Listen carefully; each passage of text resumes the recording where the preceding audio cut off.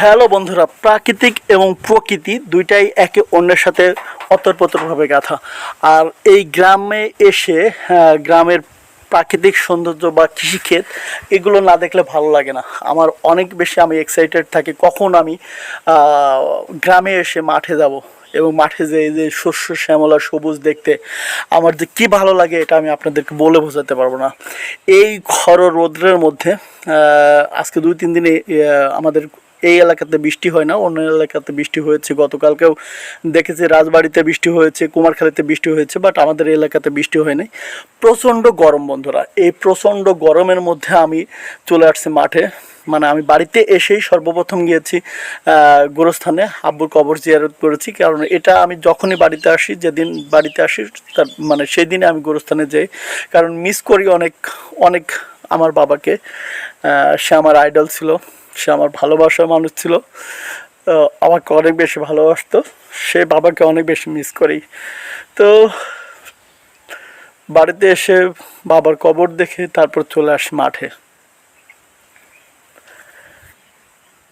মাঠে এসে তার কিছু স্মৃতি যেগুলো দেখি ভালো লাগে। এই যে ঘরটা দেখতে পারতেছেন, এটা আমার বাবার করা মাঠের মধ্যে। এটা হলো আমাদের সোলার ছিল, সোলার এখন আর নেই, কিন্তু তার স্মৃতি আছে। তো এগুলো দেখি, দেখতে ভালো লাগে।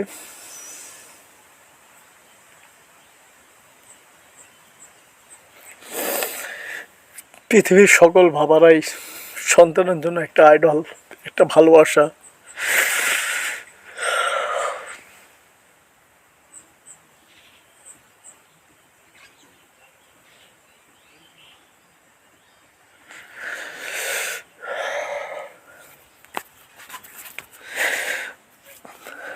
বাবার রেখে দেওয়া কিছু স্মৃতি দেখি ভালো লাগে অনেক।